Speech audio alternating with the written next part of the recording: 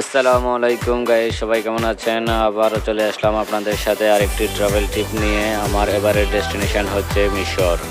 আগের মতো আবারও 10-12 জন আমরা একসাথে গ্রুপ ট্যুর দিচ্ছি। আলহামদুলিল্লাহ বোর্ডিং পাস পেয়ে গেছি, এখন বিমানে ওঠার পালা।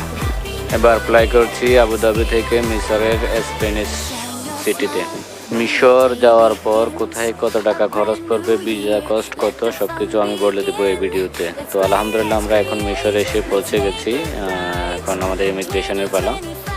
তো প্রথমেই আমাকে $25 দিয়ে এই যে এখান থেকে ভিসা নিচ্ছি, $25 কস্ট নেবে। এরপরে আমাকে একটা ফর্ম দেবে, ও ফর্মটা পূরণ করে ইমিগ্রেশন পর্যন্ত আমাকে যেতে হবে।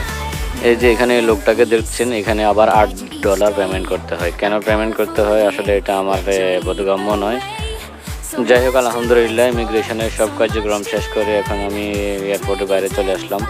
এয়ারপোর্টের বাইরে একটু ঘোরাফেরার পর আমরা ইনশাল্লাহ চলে যাব আমাদের কাঙ্ক্ষিত হোটেলের উদ্দেশ্যে। তো যাওয়ার পথে আমি আপনাদের বাইরের ভিউটা একটু দেখাবো।